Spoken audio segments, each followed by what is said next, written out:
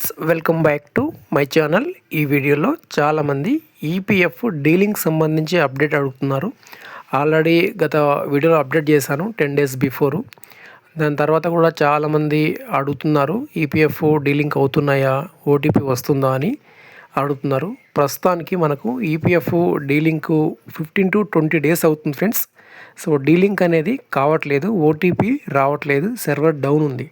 So సాంకేతిక లోపం ఉండడం వల్ల ఈ డీలింక్ అనేది ప్రస్తుతానికి అండర్ మెయింటెనెన్స్లో ఉంది.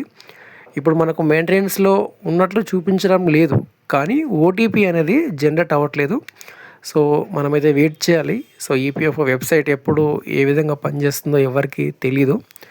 సో మనం ఒక 15 డేస్, ఒక 10 డేస్ అలాగా వెయిట్ చేసి చూడాలి ఈపీఎఫ్ డీలింక్ అవుతుందా లేదా అనేసి. ఎవరైతే జీరో కాంట్రిబ్యూషన్ ఉంటుందో వారైతే డీలింక్ అవుతుంది. కానీ ఎవరైతే కాంట్రిబ్యూషన్ అయి ఉంటుందో దాంట్లో 100 రూపీస్ ఉన్నా, లేదంటే 1000 రూపీస్ ఉన్నా, లేదంటే మీరు పిఎఫ్ క్లెయిమ్ అప్లై చేస్తున్నా, లేదంటే పిఎఫ్ని ట్రాన్స్ఫర్ చేస్తున్నా, అటువంటి వారికి ఎవరికి కూడా ప్రస్తుతం డీలింక్ అనేది అవ్వడం లేదు.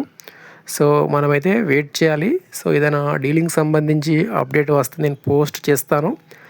సో అంతవరకు అయితే వెయిట్ చేయడమే. లేదా ఎవరైనా డీలింగ్ చేస్తున్నారు, డిలీట్ అవుతుంది అంటే అది మీ ఇష్టం. ఎందుకంటే నా దగ్గర అయితే అఫీషియల్గా ఎటువంటి ఇన్ఫర్మేషన్ లేదు. ప్రస్తుతానికైతే డీలింక్ అయితే కావట్లేదు.